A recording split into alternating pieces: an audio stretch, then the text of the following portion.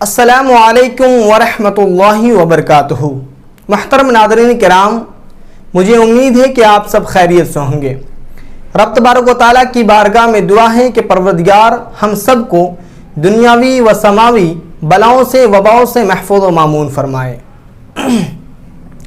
محترم ناظرین کرام، آج ہمارے ایک بھائی نے یہ سوال کیا کہ حضرت جنازے میں جو کلمہ شہادت پڑھا جاتا ہے تو اس کا ثبوت کہاں ہے؟ کلمہ شہادت کیوں پڑھا جاتا ہے اور یہ کب سے رائج ہوا؟ آخر اس کی وجہ کیا ہے؟ حالانکہ یہ تو بہت اچھی بات ہے کہ پڑھا جاتا ہے، لیکن اس کا ثبوت کہاں سے ہے اور یہ کیوں پڑھا جاتا ہے اور اس کا کیا فائدہ ہے؟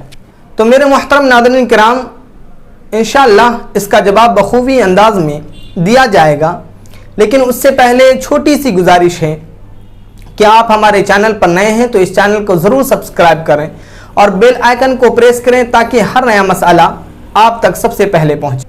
محترم ناظرین کرام، جب پہلے موت ہوتی تھی اور جب جنازہ اٹھتا تھا تو اس طریقے سے ماحول پیدا ہو جاتا تھا اور اس طریقے سے ماحول کریٹ ہو جاتا تھا کہ امام غزالی فرماتے ہیں کہ ایسا لگتا تھا اس وقت کوئی یہ پتہ ہی نہیں لگا سکتا تھا کہ اصل مرنے والے کے گھر والے کون ہیں اور باہر والے کون ہیں۔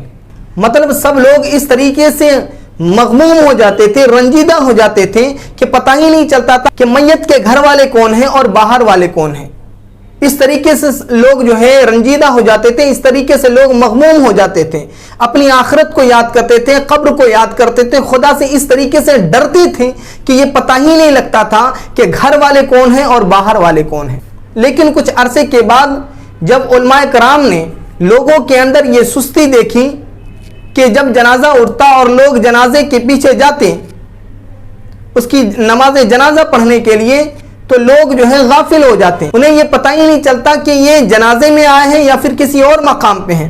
مطلب لوگ غافل ہو رہے تھے۔ جب غافل ہو رہے تھے تو علماء کرام نے اجماعی طور پر یہ فیصلہ جاری کیا کہ اب جو ہے کلمہ شہادت کا ذکر کیا جائے تاکہ لوگ اللہ کے ذکر میں جو ہے وہ مشغول ہو جائیں اور خدا کو یاد کریں اور آخرت سے ڈریں۔ پھر اس کے بعد لیکن اس وقت جو ہے دھیرے دھیرے کلمہ شہادت کا ذکر کیا کرتے تھے، لیکن پھر اس کے بعد کچھ عرصہ گزرنے کے بعد لوگ اس طریقے سے غافل ہو گئے کہ جب جنازہ اٹھتا تو لوگ اپنے موبائل میں مشغول ہو جاتے، جیسا کہ آج کا زمانہ ہے۔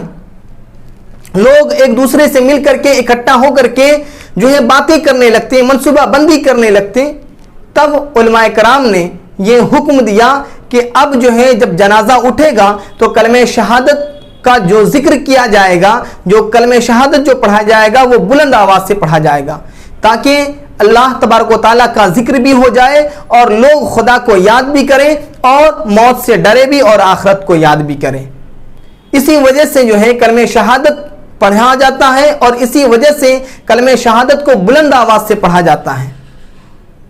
اسے پڑھنا بہت اچھا ہے، اس میں کوئی قباحت نہیں ہے، بالکل پڑھ سکتے ہیں، بالکل جائز ہے۔